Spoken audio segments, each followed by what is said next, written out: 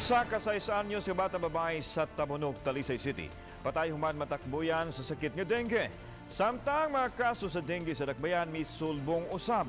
Kinang gitutukan ni Luan Merondina exclusive. Niadtong Lunes lang, gilubong ang 6 anyos nga si Cherry Jade Bilino. Agosto 1, dihang gihilantan ang bata apan nagtuo ang iya mga ginikanan nga ordinaryo lang kining hilanat.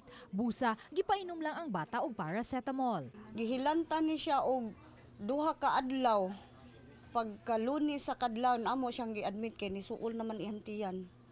Nya bugnaw kay sa tanan. Maorto siya hantud napaabot sa ospital. Man natong gitabang siya didto nya. Wa gid siya kaabot og pila ka kuan kay wan aman ni suka mo kuan naman siya nag-bleeding naman siya. Si Cherry Jade ang labing unang nakalas karong tuiga tungod sa dengue.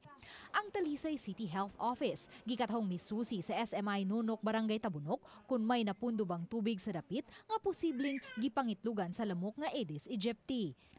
Matod sa mga molupyo dinhi, gawas sa 6 anyos nga biktima, may laing tulo pa ka mga naiguusab sa sakit nga dengue dinhing dapita ug labing awahing biktima niini mao ang maguwang mismo ni Cherry Jade.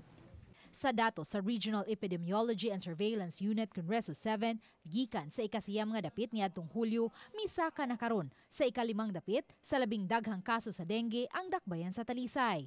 Naguna gihapon ang mga dakbayan sa Sugbo, Lapu-Lapu, Mandawi ug Naga. Ang naasoing data base sa nahipos nga mga reports gikan sa Enero 1 hangtod Agosto 4 karong tuiga diin adunay natala nga 113 ka mga kaso sa dengue ang dakbayan sa Talisay ug usa ang nakalas. Sa karon ni saka ta kay di ba tag-ulan naman gyud nga manang gikadlukan sa una nga mosaka gyud ang kaso sa dengue sa Talisay. The fact nga dagko sa admit population 200,000 kapi.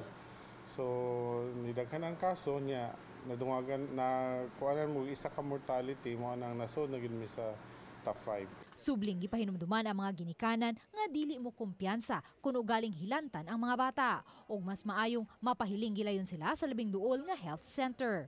Sa first ug second day pa lang daan makakuha nag NS1, discuss naman nato to last time ang NS1.